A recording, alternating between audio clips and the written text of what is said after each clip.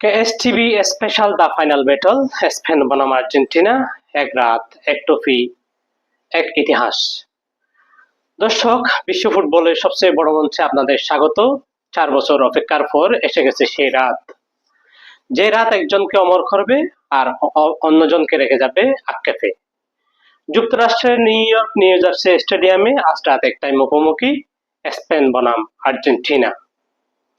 একদিকে 3বারের বিশ্ব champion Argentina, যাদের লক্ষ্য শিরোপা ধরে রাখা। অন্যদিকে স্পেন, যারা নতুন প্রজন্মের ফুটবল দিয়ে আবারও বিশ্ব সেরা হওয়ার স্বপ্ন দেখছে। আর্জেন্টিনা শিখিয়েছে একজন কিংবদন্তি একটি যুগ বদলে দিতে পারে। অন্যদিকে স্পেন শিখিয়েছে একটি দলও ইতিহাস বদলে দিতে পারে। তাই এই ফুটবল শুধু দুই দেশের নয়, দুই ফুটবল দর্শনের লড়াই। আজ আমরা শুধু কথা বলবো না কে জিততে পারে, আমরা বিশ্লেষণ করব কেন জিততে পারে, কিভাবে জিততে পারে, কোথায় হেরে যেতে পারে। আর এই পুরো আলোচনা জুড়ে আমাদের সাথে আছেন বরাবরের মতোই আমাদের অতিথি জনাব দীপক কুমার। কেএসটিভির পক্ষ থেকে আপনাকে স্বাগতম, আশা করি ভালো আছেন। ভালো আছি, আপনাকেও ধন্যবাদ আমাকে এই কেএসটিভির আমন্ত্রিত অতিথি হিসাবে আনার জন্য এবং ফুটবল সম্পর্কে কিছু বলার সুযোগ করে দেওয়ার জন্য। আপনার দর্শককেও ধন্যবাদ। আর কিছুক্ষণ পরেই শুরু হবে বিশ্বকাপের 2026 বিশ্বকাপের জমজমাট ফাইনাল, সে অপেক্ষায় এখন পুরো বিশ্ব। প্রথমেই শুরু করি একটি প্রশ্ন দিয়ে, কেন এই বিশ্বকাপের ফাইনাল বিশেষ? আগেও তো অনেক বিশ্বকাপ ফাইনাল হয়েছে, কিন্তু এই বিশ্বকাপ ফাইনালটাকে বিশেষ বলার কারণ কি? দেখেন, এই বিশ্বকাপটাকে একসঙ্গে অনেক কারণ আছে যে এই বিশ্বকাপটা কেন বিশেষ বিশ্বকাপ। আমি এত কিছু বলবো না, আমি আপনার এই প্রশ্নের উত্তর দিব 4 পয়েন্টে। প্রথম পয়েন্ট, আর্জেন্টিনা শিরোপা ধরে রাখা। আর্জেন্টিনা চাইবে ব্যাক টু ব্যাক তাদের শিরোপাটা ধরে রাখতে। ওইদিকে দ্বিতীয় পয়েন্ট, স্পেন চাইবে তারা দ্বিতীয়বারের মতো ট্রফি অর্জন করতে। তৃতীয়ত মেসি অধ্যায়ের শেষ অধ্যায়, সেটা চাইবে আরো রঙিন হোক। এবং চতুর্থত তরুণ ইয়াং স্টার লামিন ইয়ামালের যে একটা তরুণদের যে রোল মডেল হিসাবে বিশ্বমঞ্চে উপস্থিতি, তার সেই অধ্যায়টা শুরু হয়েছে, সেটা সবাইকে জানান দেওয়ার জন্য। একটি ম্যাচে এতগুলো ঐতিহাসিক প্রশ্নের উত্তর আসলে খুব কমই মেলে। আমি যদি দ্বিতীয় প্রশ্নে যাই, কোন দলের ফুটবল বেশি আধুনিক? স্পেন এবং আর্জেন্টিনা দুই দলই সফল, কিন্তু বিশ্ব ফুটবলের আধুনিকতার সংজ্ঞায় কে এগিয়ে? দেখেন, আধুনিকতা অথবা ফুটবলের যে নান্দনিকতা, অথবা সেটা আমরা যদিও বলি যে ল্যাটিন আমেরিকায় এর নান্দনিকতা ফুটে উঠেছে, কিন্তু বর্তমান যুগে স্পেনের যে মূল আকর্ষণ, সেটা হলো স্পেন আধুনিক ফুটবলের একটি বলবো যে রোল মডেল, পূর্ণাঙ্গ মডেল। কারণ তারা টিকি টাকা ফুটবলের উদ্ভাবক এবং তারা পুরো ম্যাচেই বলের দখল বেশি রাখে এবং তারা এত অবস্থান ভিত্তিক আক্রমণ করে এবং দ্রুত যে পাসিং গুলা দেয়, সেটা একটা ত্রিভুজ আকার, অনেক সময় ত্রিভুজ আকার, চতুর্ভুজ আকার, বিভিন্ন আকারে একটা জ্যামিতিক আপনি এটা একটা শেপ দিতে পারবেন। তারপরে তারা এত প্যাসিং করে, তারা যে কোনো লাইন ভেঙে দ্রুত উঠে যেতে পারে। আর অন্যদিকে আর্জেন্টিনা তো বলার অপেক্ষায় রাখে না, এখানে মেসির নান্দনিকতা আছে এবং প্রতিপক্ষকে খুব দ্রুত তারা করে ফেলে। প্রয়োজন অনুযায়ী তারা তাদের গতিতে ধারাতে পারে, কাউন্টার অ্যাটাক। তারা তার উৎকৃষ্ট উদাহরণ গত ম্যাচ, যে ইংল্যান্ড এবং আর্জেন্টিনার ম্যাচ, তারা এক গোল পিছিয়ে থেকেও প্রতিপক্ষকে কিভাবে চেপে ধরা যায় এবং এবং যে ম্যাচের যে ধরে রাখা যায়, যে মানসিক শক্তিটা ধরে রাখা যায়, তার উৎকৃষ্ট উদাহরণ আর্জেন্টিনা। তারা কাউন্টার অ্যাটাকে যে অনেক মারাত্মক, অনেক শক্তিশালী, সেটা তার প্রমাণ তারা রেখেছে। এখানে যেহেতু বলছেন আপনি, তাহলে বলতে হবে নকআউট পর্বের প্রতিটা ম্যাচেই কিন্তু আর্জেন্টিনা কামব্যাক দিয়েছে। হ্যাঁ, সেই কেপ ভার্দে ম্যাচ থেকে শুরু করে কেপভার্দের ম্যাচ থেকে শুরু করে নকআউট পর্বে তারা মিশর, সুইজারল্যান্ড এবং এবং ইংল্যান্ড তারা পিছিয়ে থেকেও তারা কামব্যাক করে। কামব্যাক করেছে। আর অন্যদিকে স্পেনের যে বলবো সেটা হলো স্পেন পুরো যে টুর্নামেন্ট জুড়ে মাত্র একটা গোল কনসিড করেছে, সেটা তারা বেলজিয়ামের সাথে। তো তারা কি ক্লিন শিট রাখছে কিন্তু। এবং তাদের গোলরক্ষক সেটা অনেক ক্লিন শিট রেখেছে এই বিশ্বকাপ জুড়ে। তো বলা যায় স্পেন তাদের সেই নান্দনিকতা অথবা ফুটবলের যে টিকি টাকার সেই নান্দনিকতা ছোঁয়া তারা এই ফুটবল ম্যাচে রেখেছেন। আসল যুদ্ধ কোথায়? অনেকে বলছেন মেসি নাকি ইয়ামাল, আপনি কি একমত? আমি পুরোপুরি একমত না। এখানে মেসি ভার্সেস ইয়ামাল, তারপরে আরো আছে ফেদ্রেজ এবং ভার্সেস রুদ্রি, আরো আছে ওয়ারজাবাল ভার্সেস জুলিয়ান আলভারেজ। কিন্তু সবচেয়ে এক্সপেক্টেড হতে পারে এখানে এন্ড্রু ফার্নান্দেজ তার মধ্যমাঠের যে তার যে দখল এবং সে যে অ্যাটাকে গোল করতে পারে মিডফিল্ডের, তার একটা অনন্য উদাহরণ এন্ড্রু ফার্নান্দেজ।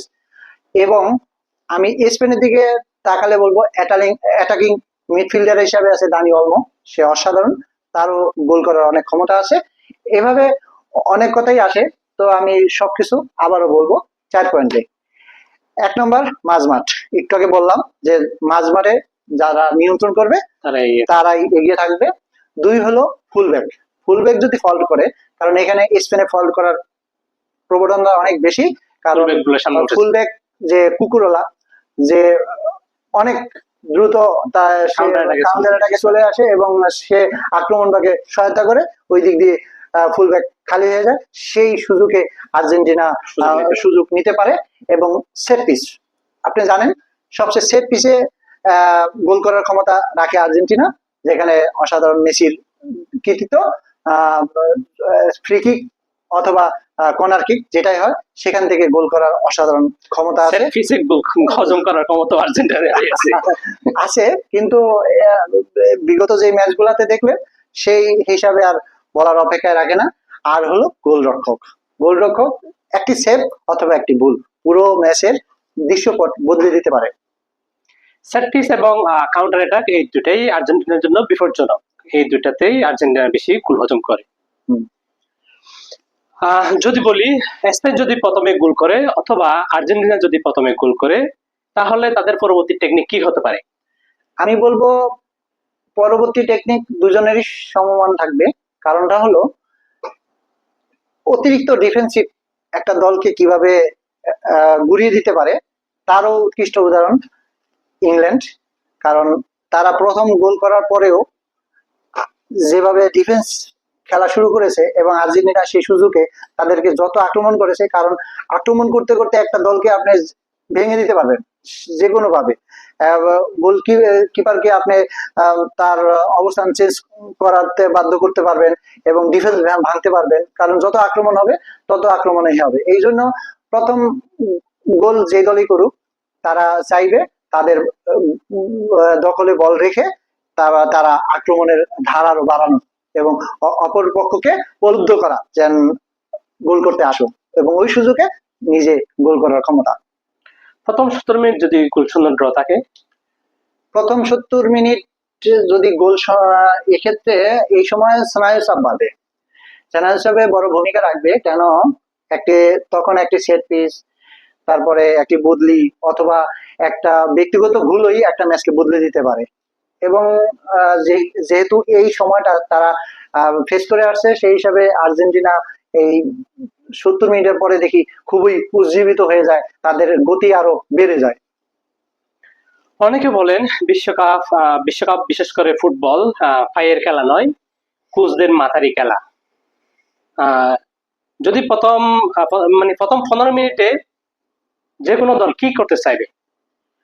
প্রথম 15 মিনিটে চাইবে যে কোনো দল যে তারা কোনো অপ্রত্যাশিত গোল হজম না করা, কারণ অপ্রত্যাশিত গোল হজম করলে তারা দ্রুত মনোবল হারিয়ে যাবে। কারণ প্রথম যদি গোল কনসিড করে তাহলে তারা ম্যাচ পড়তে না পড়তেই তারা একটা ভীষণ পরীক্ষার সম্মুখীন হয়ে যাবে, যেমন আগামীকালকে পরীক্ষা, আপনি আজকে পড়তে বসছেন, আর প্রথম 15 মিনিট খেলা মানে যে ওই ওই আগের দিন, পরীক্ষার আগের দিনের মতো পড়া, তখন আর পড়াও ভালো হবে না, ম্যাচ খেলাও ভালো হবে না।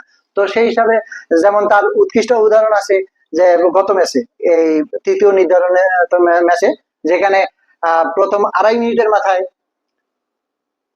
ফ্রান্স গোল হজম করছে, এবং প্রথম হাত দিয়েই ইংল্যান্ড 4 গোল দিয়ে। 4 গোল দিয়ে দিছে ফ্রান্সকে। তো অবশ্যই প্রথম 15 মিনিট খুবই গুরুত্বপূর্ণ, কারণ পুরো ম্যাচের দৃশ্যপট কিভাবে রচনা করতে হবে তার প্রথম 15 মিনিটেই সহায়তা করবে। এক কথায় উত্তর দিবেন, বলের দখলে কে এগিয়ে থাকবে? বলের দখলে এগিয়ে থাকবে স্পেন। বেশি শট নিবে? বেশি বেশি শট নেবে আর্জেন্টিনা এক্ষেত্রে। কারণ আর্জেন্টিনা কেন, বলের দখল করে তারা স্পেন টিকি টাকার মতো তারা ডি বক্সের ভিতরে চলে গেলেও তাদের শট খুব কম কম দেয়। ওইদিকে আর্জেন্টিনা ডি বক্সের বাইরে হোক, ডি বক্সের ভিতরে হোক, সব দিক থেকেই তাদের গোল করার ক্ষমতা আছে, সক্ষমতা আছে, এবং তারা শট মারে। সেই হিসাবে কোয়ালিটিফুল স্ট্রাইকার আছে বলা যায়। কোয়ালিটিফুল স্ট্রাইকার এবং কোয়ালিটিফুল মিডফিল্ড, এবং তাদের মিডফিল্ডে আমি বললাম যে এন্ড্রু ফার্নান্দেজ, যে সেখানে মিডফিল্ড থেকে তার গোল করার ক্ষমতা রাখে। প্রথম কর্নার কে পেতে পারে? প্রথম কর্নার পেতে পারে স্পেন, কারণ যেহেতু তারা দ্রুত বলের দখল রেখে যদি দ্রুত প্যাসিং এ যায়, ওই ক্ষেত্রে আর্জেন্টিনার ওইখানে যদি অপ্রত্যাশিতভাবে যদি শুট করে, সেক্ষেত্রে প্রথম কর্নার হতে পারে। প্রথম হলুদ কার্ড কোন দল হজম করতে পারে? হলুদ কার্ড স্পেনের হলুদ কার্ড খাওয়ার সম্ভাবনা আছে। কি কারণে? কারণ মেসি এবং এন্ড্রু ফার্নান্দেজ এরা সবাই যখন অ্যাটাকে আসবেন, তরুণ প্লেয়ার স্পেনের কুবার্সি, সে খেলাটা একটু রাফ, আমার দর্শনে তার খেলা একটু রাফ। তো সে যদি অপ্রত্যাশিত ভাবে ট্যাকেল করে, তাহলে হলুদ কার্ড খাওয়ার সম্ভাবনা আছে। হিসাবে আমি বলবো প্রথম হলুদ কার্ড স্পেনই খেতে পারে। অন্যদিকে তো যদি ইয়ামালের স্পিড দেখি আমরা, স্পিড ইয়ামালকে যদি থামাতে যায়, তাহলেও তো হলুদ কার্ড খাওয়ার হজম হতে পারে, করার সম্ভাবনা আছে। হতে পারে, কিন্তু আর্জেন্টিনা হতে পারে এটা। মেসেরা কে হতে পারে? ম্যাচটা যেই হোক, আমি চাইবো মেসি হোক তার শেষ, হয়তোবা তার বিশ্বকাপের ইতি তার রঙিন করার জন্য আমি বরাবরই চাইবো ম্যাচটা মেসি। অতিরিক্ত সময়ের সম্ভাবনা? অতিরিক্ত সময়ের সম্ভাবনা 30%। টাই ব্রেকারের সম্ভাবনা? টাই ব্রেকারের সম্ভাবনা 10%, কারণ আর্জেন্টিনা স্পেন দুইজনেই চাইবে 90 মিনিটের ভিতরে খেলা শেষ করতে। সেই হিসেবে অতিরিক্ত 120 মিনিটের ভিতরে খেলাটা শেষ হয়ে যাবে। কোন প্লেয়ার ম্যাচের টার্নিং পয়েন্ট হতে পারে? ম্যাচের টার্নিং পয়েন্ট হতে পারে, আমি বলবো মধ্যমাঠের এন্ড্রু ফার্নান্দেজ আর্জেন্টিনার, অন্যদিকে স্পেনের বলবো সেখানে হয়তোবা দানি অলমো অথবা ইয়ামাল। Golden boot? গোল্ডেন বুটের বিষয়টা এখন তৃতীয় নির্ধারণী ম্যাচের পরে একটু সমীকরণ একটু উল্টাপাল্টা হয়ে গেছে। কারণ এতদিন সমান এমবাপের সাথে সমান গোল করে এবং অ্যাসিস্ট একটা বেশি রেখে মেসি সেই ধরে এগিয়েছিল, কিন্তু গত ম্যাচে এমবাপে 2টি গোল করে, তার গোলের সংখ্যা 10, আর অ্যাসিস্টের সংখ্যাও মেসির সমান।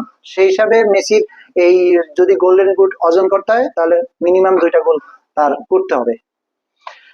শেষ পর্যন্ত ট্রফি কার হাতে উঠতে পারে? এটা একটা ক্রুশাল প্রশ্ন, ক্রুশাল পয়েন্ট, যে কার হাতে উঠবে। আমি চাই 2 দলের হাতে ট্রফি উঠুক, কারণ এক দলের